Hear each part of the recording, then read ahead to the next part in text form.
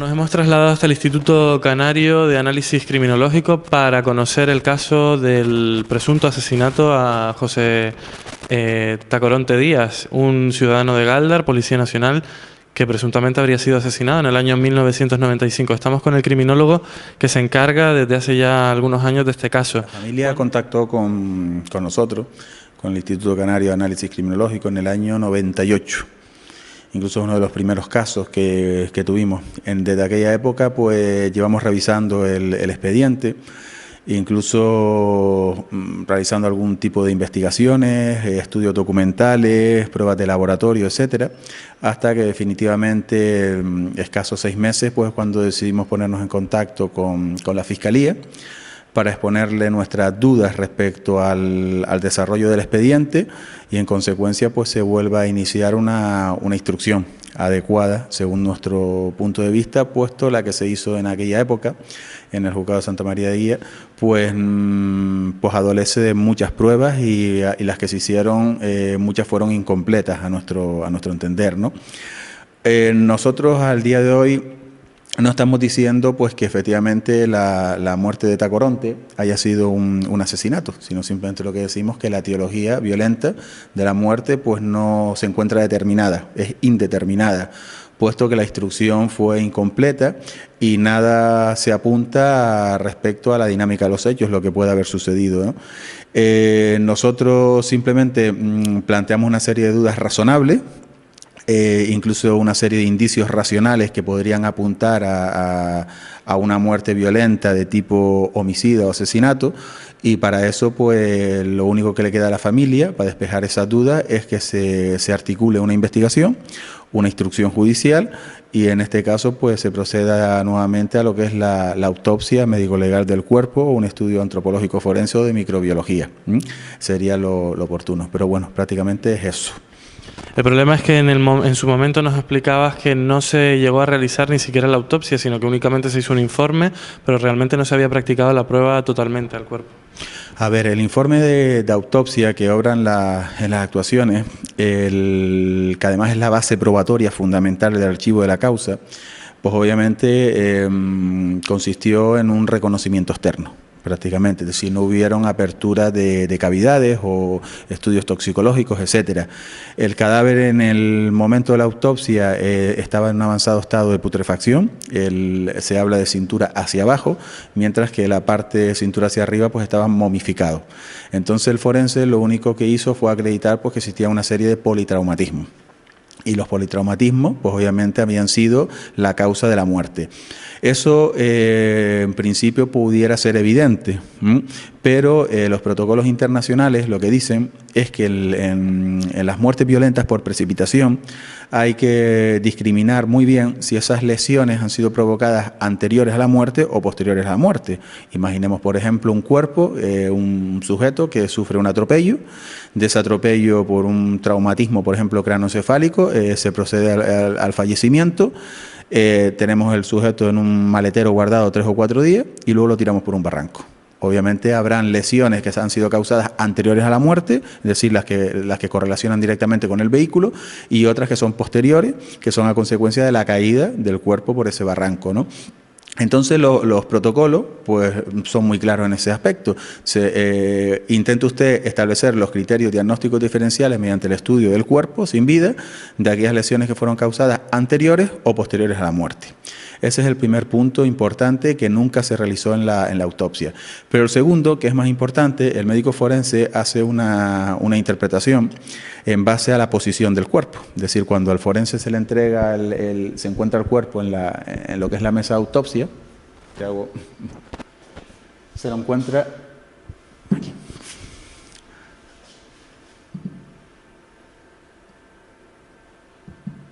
Ahí. Se lo encuentra en una posición fetal. Esta posición fetal describe el médico forense que es una posición que correlaciona con lo que es sufrimiento. Entonces, él en base a esta posición interpreta que el cadáver, es decir, la muerte fue a posteriori de la caída, es decir, el sujeto cayó por el barranco, sea de forma accidental o no, Ante esa caída hubo un sufrimiento, es decir, la muerte no fue instantánea, y ese sufrimiento generó una posición de dolor, que es la famosa posición fetal. Entonces, en base a eso, él concluye que efectivamente la muerte ha sido a consecuencia de la caída por el barranco. Pero obviamente lo que nosotros sostenemos y no descartamos es que el sujeto haya sido lanzado al barranco no en vida, es decir, ya muerto, en fallecimiento, ¿no? ¿Qué es lo que ocurre? Nosotros pudimos comprobar por los diferentes informes que existían en las actuaciones, fundamentalmente el atestado de la Guardia Civil, la inspección ocular técnico-policial realizada por el equipo de Policía Judicial de la Guardia Civil, que esta no era la posición originaria del cadáver en el lugar de los hechos. Es decir, el cadáver estaba en una posición de rana, que nada tiene que ver con esto. Esta posición del cuerpo se adoptó una vez que el helicóptero de la Guardia Civil procedió al rescate. El cuerpo se puso en una manta, esa manta se ató a una cuerda, se levantó con un helicóptero y obviamente el cuerpo adoptó una posición fetal. Aquí podemos ver...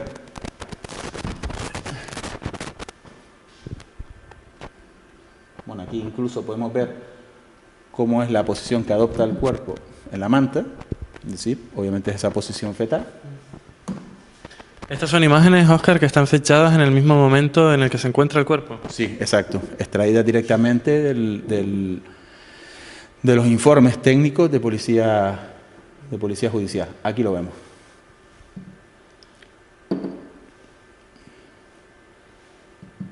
Ahí está. Esta es la posición del cuerpo en el lugar de los hechos. Podemos ver que efectivamente las piernas, las extremidades inferiores, posición de rana, el brazo extendido, es decir, lo que no tiene nada que ver con una posición fetal.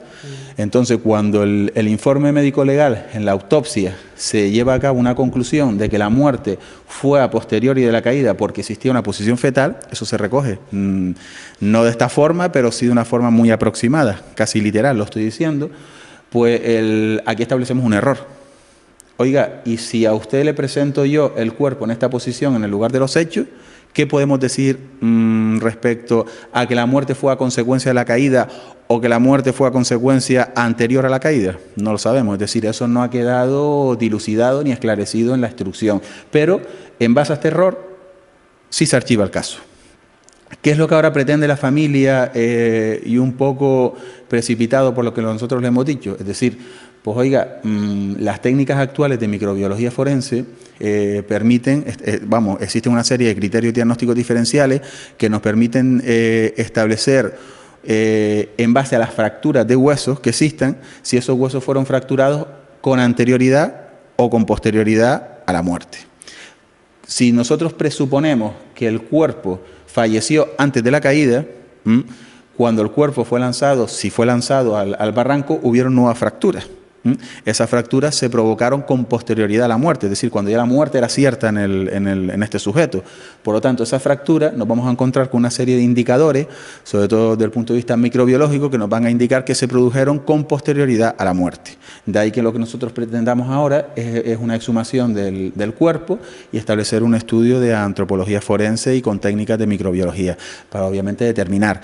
¿Qué es lo que ocurre? Junto a este error, pues hay otra serie de elementos pues que efectivamente a nosotros, sobre todo a la familia, pues les hacen dudar, generar por lo menos una duda muy razonable. Es decir, ellos se encuentran con una instrucción incompleta, obviamente una autopsia, simplemente un reconocimiento externo, se encuentran una serie de archivos basados en una serie de errores materiales que se provocaron con la posición del cuerpo sin vida, se encuentra que el hermano, en este caso Tacoronte, que trabajaba en el aeropuerto, una semana antes había solicitado un cambio de destino, obviamente porque existía una serie de relaciones interpersonales conflictivas, por decirlo de alguna manera, con su colectivo, sus propios compañeros de trabajo y jefe de sección. Nos encontramos que en esta muerte concreta, quien era competente para la investigación era la Guardia Civil y a pesar de ello, la Policía Nacional, sin autorización de los instructores competentes, entraron en el lugar de los hechos y se llevaron una serie de efectos, en este caso la bicicleta, una bicicleta que aparecía también, donde supuestamente este sujeto utilizaba, se la llevan sin dejar reseñar a la Guardia Civil lo que había dentro y luego la devuelven.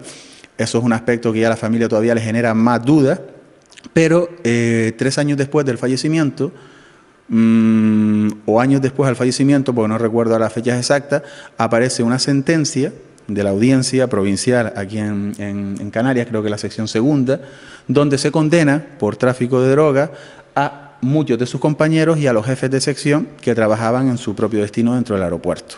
Entonces, son elementos que generalmente generan una duda muy razonable, ¿no?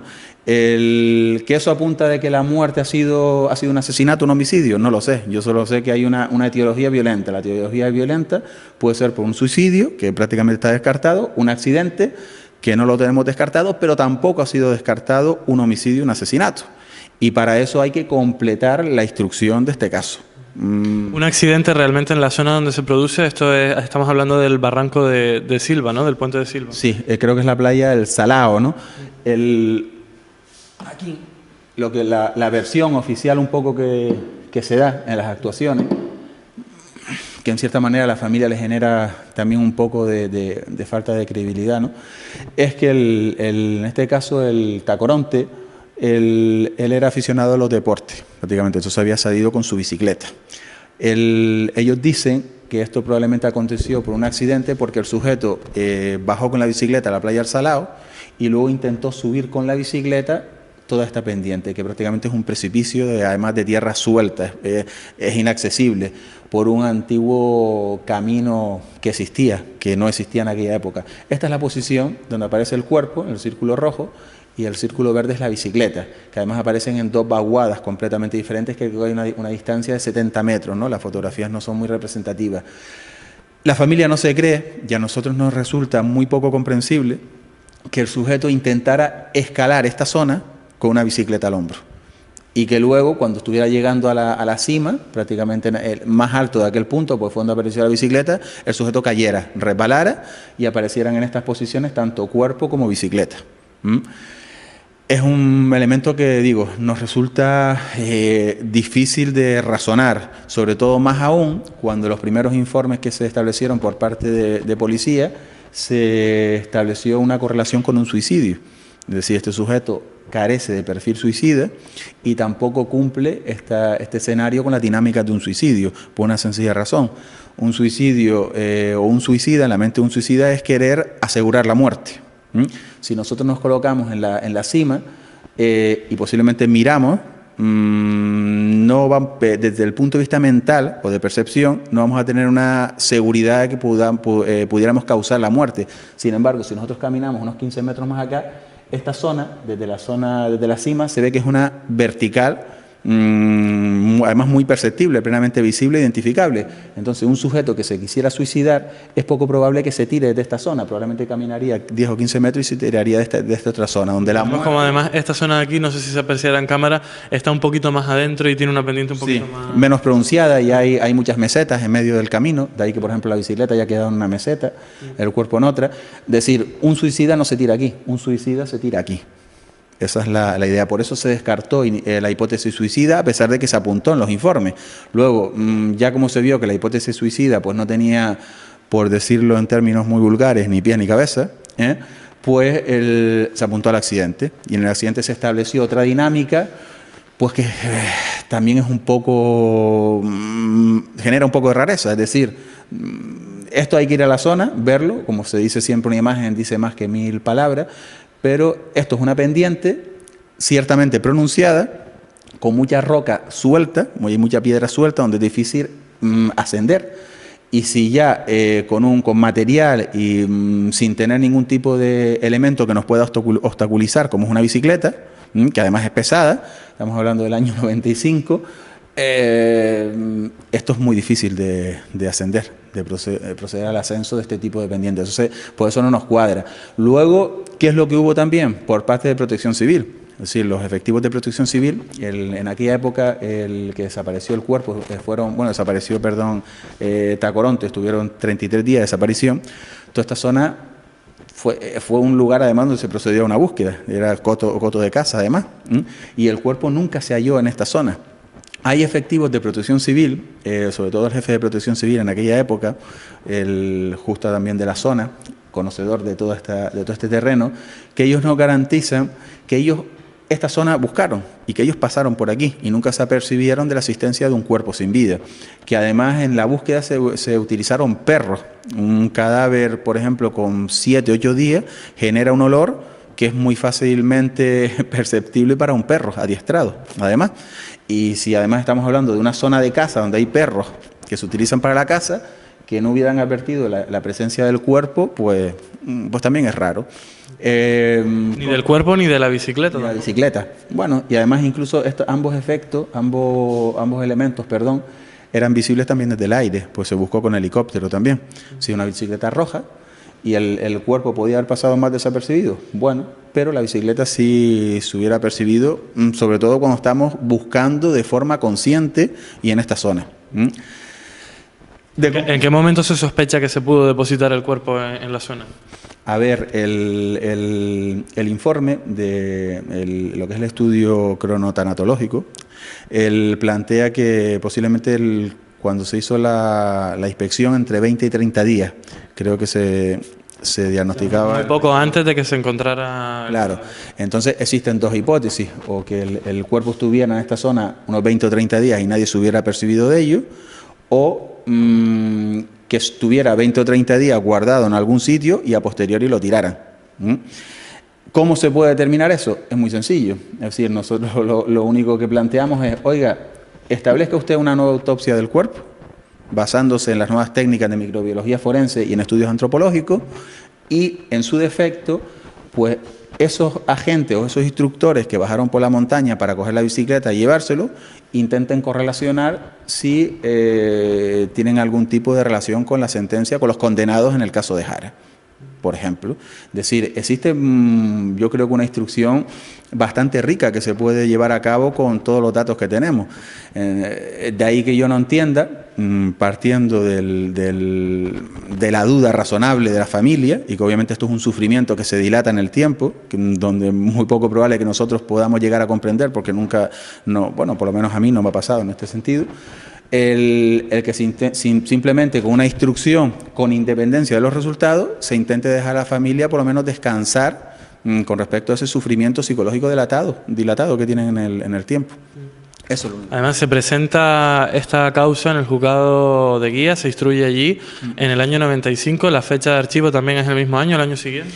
Hubieron reiterados archivos, que eso es lo llamativo, a pesar de que... Realmente había como un intento de acabar con la causa, ¿no? Sí, desde mi punto de vista sí, y lo manifiesto y responsabilizo además en este tipo de afirmaciones. Hubieron como 3 o 4 archivos, y lo digo porque cuando la propia Policía Nacional entra en el lugar de los hechos, la propia Guardia Civil, mediante un acta, pone de manifiesto esa denuncia, esa queja formal a la juez, pues prácticamente no se hizo nada. Y eso, es decir, son áreas competenciales. Es decir, la instrucción de este escenario compete a la Guardia Civil y no a la Policía Nacional. Y yo no puedo permitir que nadie entre en el lugar de los hechos de una investigación de una muerte violenta que no se ha determinado. Entonces, ahí no se llegó a realizar nada. Más aún cuando el fallecido era miembro del mismo cuerpo que se está entrometiendo, ¿no? Claro, exacto. Entonces, son datos, yo me encuentro una instrucción que realmente ustedes, si la aprecian, o cualquier observador externo, por ejemplo, que no esté, como yo digo entrenado a profundizar en los detalles de una instrucción, puede ver de la simple lectura de los autos que existen muchos errores, mucha carencia, es decir, falta de profundizar en la instrucción del asunto. Y a pesar de eso, archivo. Se vuelve otra vez, años después, simplemente a decir, oiga, procede usted a la apertura simplemente para comprobar una serie de datos que se pueden comprobar, que son viables, en base a una duda razonable, porque es razonable, al menos yo la veo. Y se vuelve otra vez a proceder al archivo. Es decir, Fiscalía, pues obviamente dice, oiga, no veo indicios racionales de criminalidad, y esos son los medios que había en aquella época. Digo, bueno, son los que había en aquella época, pero hoy hay otros. Y por parte del juzgado se vuelve a archivar porque nos dice prácticamente que la instrucción ha sido completa. Entonces, ahí donde yo realmente me detengo y digo, centrémonos en la autopsia. Y dígame usted si esa autopsia es completa, la cual consiste en un reconocimiento externo, simplemente, no se me dictamina sobre si esas lesiones son anteriores o posteriores, y además se establece una conclusión basada en una interpretación en base a la posición errónea del cuerpo con respecto al lugar de los hechos. Con los máximos respetos a la autoridad judicial, pero no hay nada de completo con respecto a la autopsia, y sobre todo cuando ese informe es el que se utiliza fundamentalmente en correlación a los informes evacuados por Guardia Civil y Policía Nacional, de Policía Científica, para el archivo de la causa. Realmente, si el individuo se hubiese querido suicidar, tenía la estructura del puente de Silva en ese año también construida. Aparte, claro. Que ha sido frecuentemente utilizada para este fin también. Por eso, en la zona donde aparece el cuerpo, o la zona de caída o de precipitación, yo no tengo, desde el punto de vista de la praxis y la literatura, ningún caso donde un suicida haya utilizado esa zona concreta. Efectivamente, como bien dice, Puente de Silva es la más utilizada. Pero si acaso me voy a la zona donde se produjo la precipitación, situándonos ahí, 10 metros, simplemente y perceptible además, existe lo que es una pared vertical. Entonces, esa pared es la que se utiliza para un suicidio. No olvidemos nunca que en la mente de un suicida está simplemente utilizar una serie de medios que garanticen la muerte. Basándonos un poco en las pruebas, se veía también como había una trayectoria muy diagonal entre la bicicleta y el cuerpo. ¿Es normal esa caída? Es atípica. Yo siempre digo que es atípica. Es decir, dentro de lo que Tiene que ser algo un poco más recto, ¿no? Sí, depende del punto de caída, pero es atípico, sobre todo en la foto. Vale, aquí está perfecta. ¿Ves la topa aguada? Un poco el cauce del agua, ¿no? La bicicleta apareció en esta zona, prácticamente. Aquí.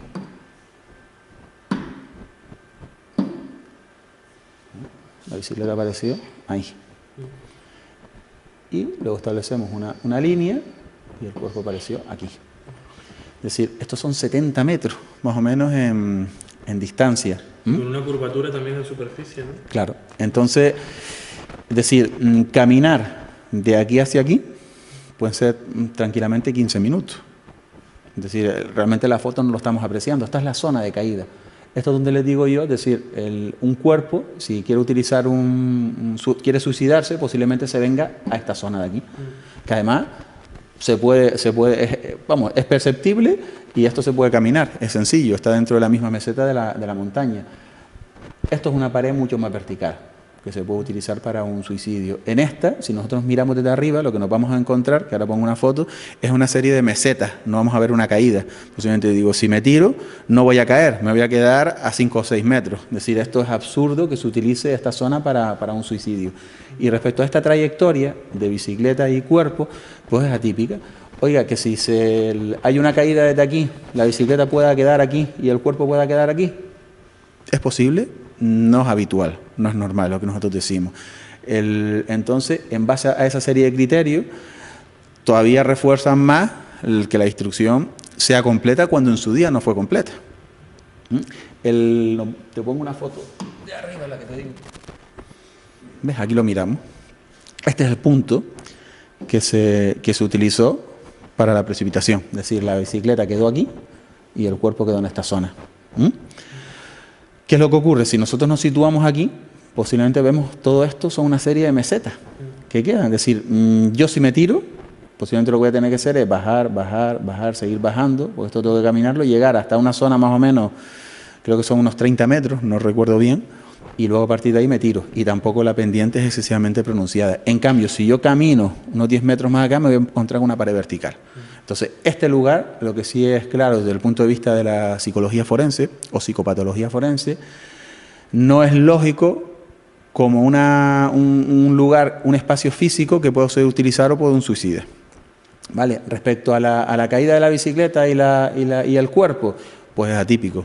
Que es posible, es decir, la dinámica de lo que es los desplazamientos de los objetos, pues algo que muchas veces, sobre todo en accidentología forense, en temas de atropellos y demás, pues sorprende a los investigadores, porque suelen ser, es decir, las clasificaciones atípicas existen y esas taxonomías están descritas en la literatura.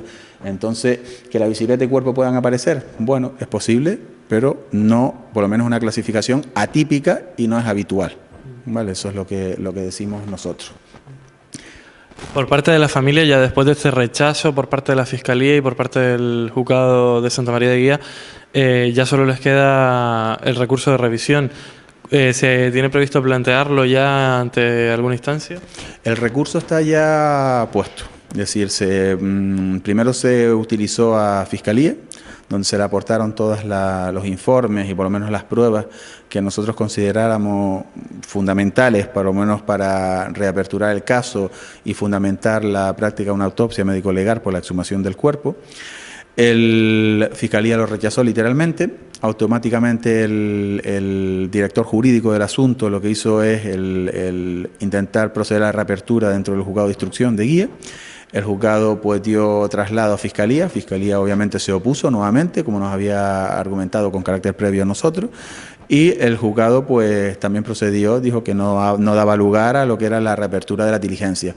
Entonces el abogado lo que ha hecho ahora simplemente es fundamentar, hacer un recurso de revisión. Es decir, que la juez un poco vuelva a reconsiderar pues ese tipo de decisión con respecto a la instrucción del procedimiento. Y en eso estamos aún a la espera.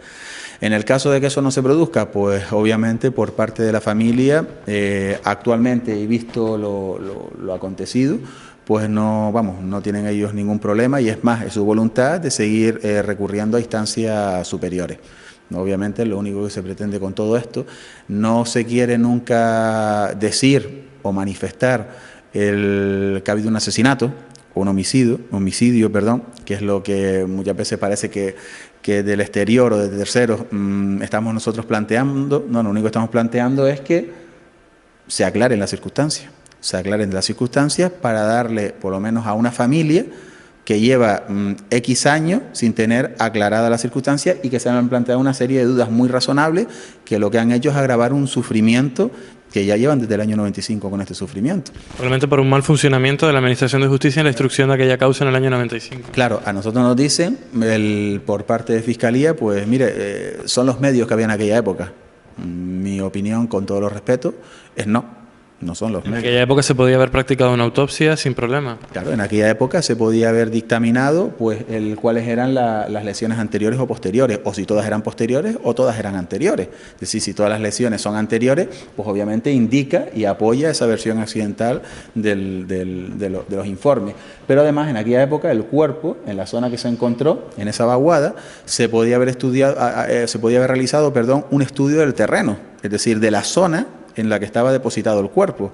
Un cuerpo que esté depositado sobre una superficie durante 33 días deja una serie de marcas que son muy visibles y además son susceptibles de verificación empírica. Eso no se comprobó.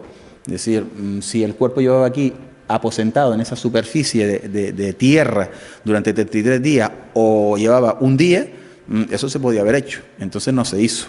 El informe de autopsia fue absolutamente incompleto. Es lo que nosotros decimos. Y esa falta el que se utilice un informe que es incompleto para un archivo de una causa es lo que nosotros alegamos y fundamentamos y razonamos para que se vuelva a reaperturar el procedimiento.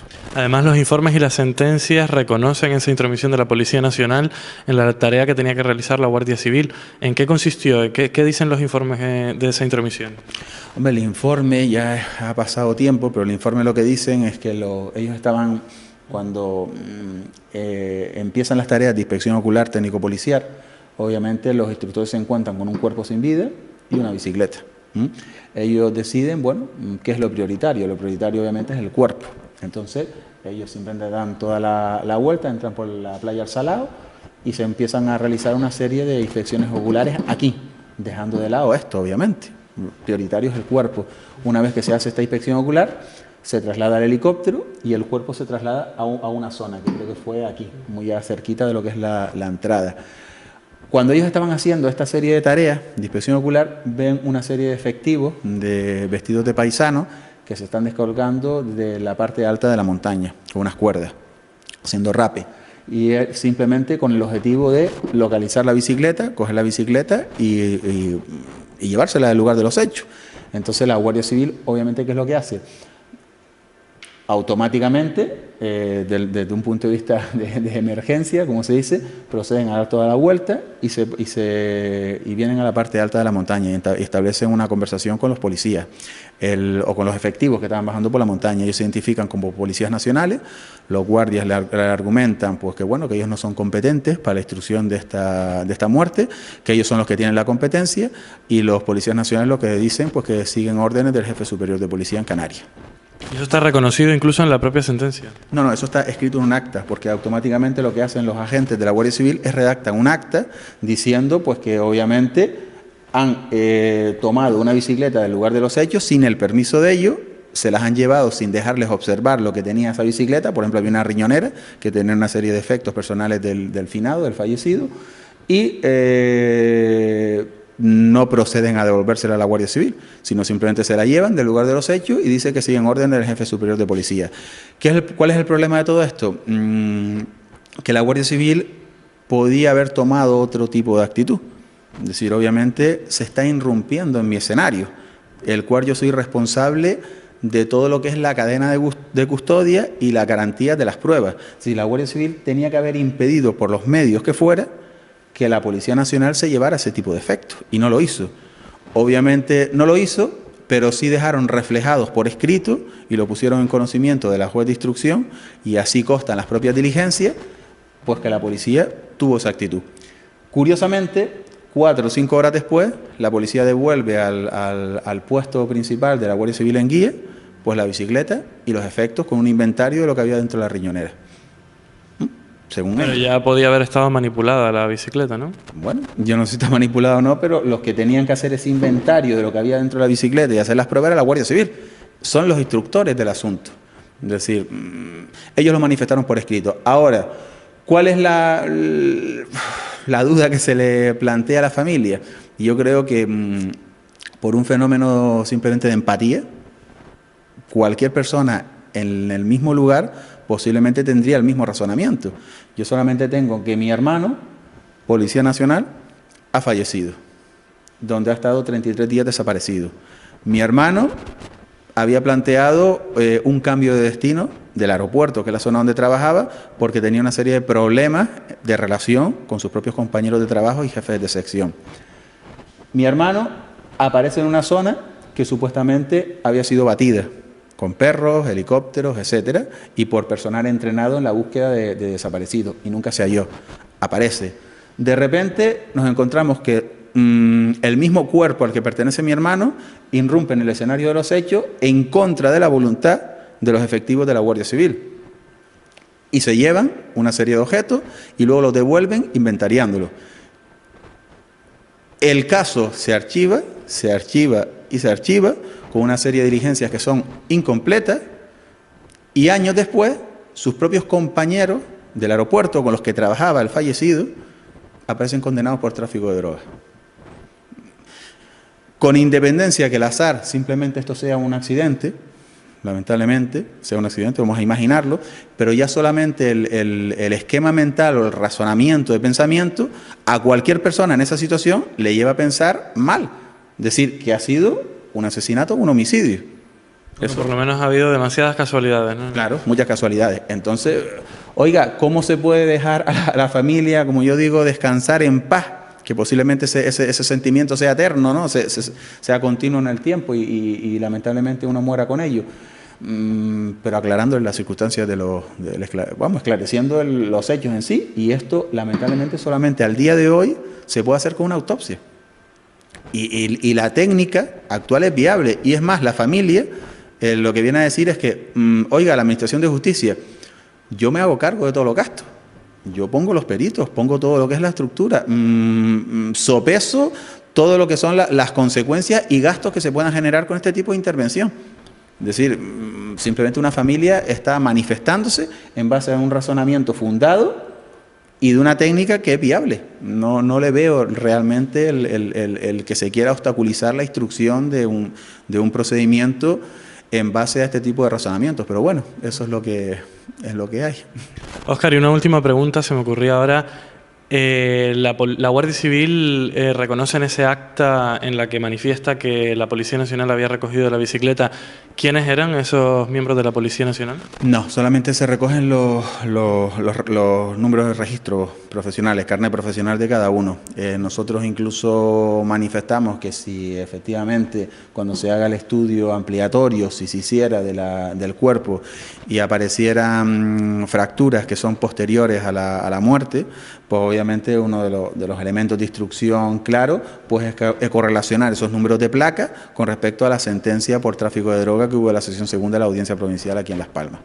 Pero obviamente el saber quiénes son hay que mantenerlo en el anonimato, porque son instructores policiales, más aún porque todavía no hay un elemento objetivo que apunte hacia una etiología homicida o un asesinato, pero una vez que se compruebe, yo entiendo desde mi punto de vista y al mejor parecer de la instrucción, que es uno de los aspectos que hay que comprobar. Es decir, quiénes son las personas que bajaron y recogieron la bicicleta y se la llevaron y por qué entraron en ese escenario. Perfecto, pues muchísimas gracias por habernos hecho esta magnífica explicación del hecho en el año 95 y esperemos que la familia tenga suerte. Seguiremos pendientes a ver cómo se resuelve finalmente ese recurso de revisión. Gracias.